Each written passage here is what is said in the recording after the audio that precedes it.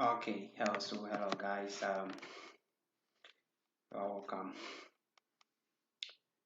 to my tutorial. I'm just going to give you a brief sketch on how to solve this question that we actually had as a quiz on during the last time we met. So let's see the sketch of this solution. So it says suppose that two that standard fair dice are rolled and the sequence of scores x1, x2 recorded. Let u be the minimum x1, x2, and v be the maximum x1, x2. Denote the minimum and the maximum score respectively. A says find the probability mass function of u, v, and then B say find the probability mass function of u, find the probability mass function of v, and then are u and v independent. So let's look at how we are going to solve this question. Now you know how to derive the sample space. So if I have let me. You suppose here is your x1 and here is your x2, and you know all the possible outcomes. We have here's 1, 2, that's die, the first die, 3, 4, or up to 6, right? Up to 6. And then here to also take 1, 2, 3, 4, up to 6. Yeah. So if you consider this, then we have the first pair to be 1, 1. The first pair here is 1, 1. You know that already. I just explained it to you in class. You have here to be 1, 1. Here will be 1, 2, 1, 2, and so on and so on. So let's look at how to obtain the probability. So we are looking at a probability as function of u and v. So let's consider, let's draw another table here. So now we have u and then v.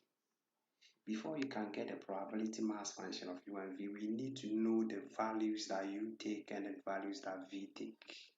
So how do we know the values that u can take and the values that v can take? You see, observe, it says u is the minimum of x1, x2. So if you consider the first pair, this pair, so if you consider this pair, you can actually see that both u and v are all the same and they are equal to 1, right? Good. Now look at the second pair. The second pair, the minimum of 1 and 2 is 1, right? So meaning that the minimum value that you can take starts at 1. I don't know if you get me. So the minimum value that you can take is 1. So you can actually have 6, 5. So when you get 6, 5, the minimum value is 5. So meaning 5, 2 is also included. So we have 1, 2, 3, 4, and so on and so on. And then what of v? V is the maximum